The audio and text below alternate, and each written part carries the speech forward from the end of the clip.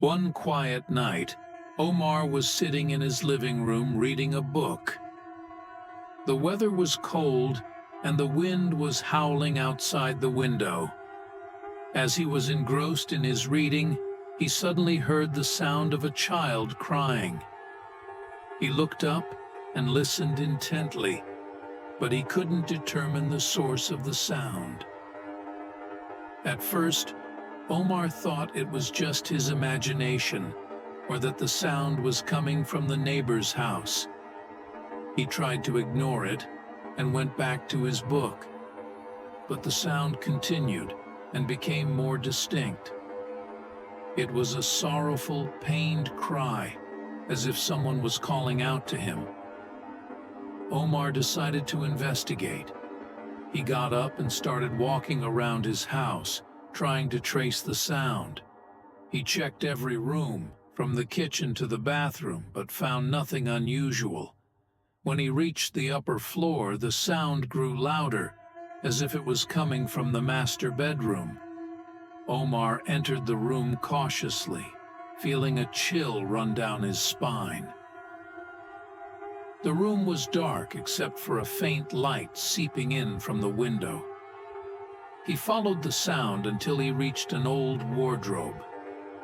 The crying seemed to be coming from inside it.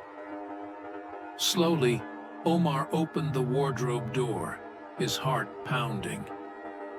But inside, there was nothing but some old clothes. The crying persisted, as if it was emanating from within the walls. Omar felt puzzled and scared. He decided to call one of his friends, who was an audio engineer, to help him figure out this strange phenomenon. His friend arrived quickly, bringing some equipment to analyze the sound. After a thorough examination, they discovered that the sound was not coming from inside the house, but was resonating from outside, from the direction of the nearby forest. Gathering his courage, Omar decided to venture into the forest with his friend to find the source of the sound. The forest was dark and eerie, and as they approached the sound's origin, they felt the cold intensify. Finally, they arrived at an old large tree, and there, at the tree's base, they found an old box partially buried in the ground. They carefully opened the box and found an old doll and a child's clothes inside. Suddenly, the crying stopped. Omar and his friend realized that these items might belong to a child who had been lost or had died in the forest long ago, and whose spirit had not found peace. They decided to rebury the items properly and recited some Quranic verses for the child's soul.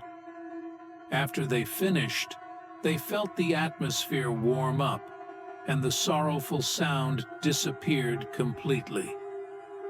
Omar returned home that night feeling relieved that he had helped a tormented spirit find peace.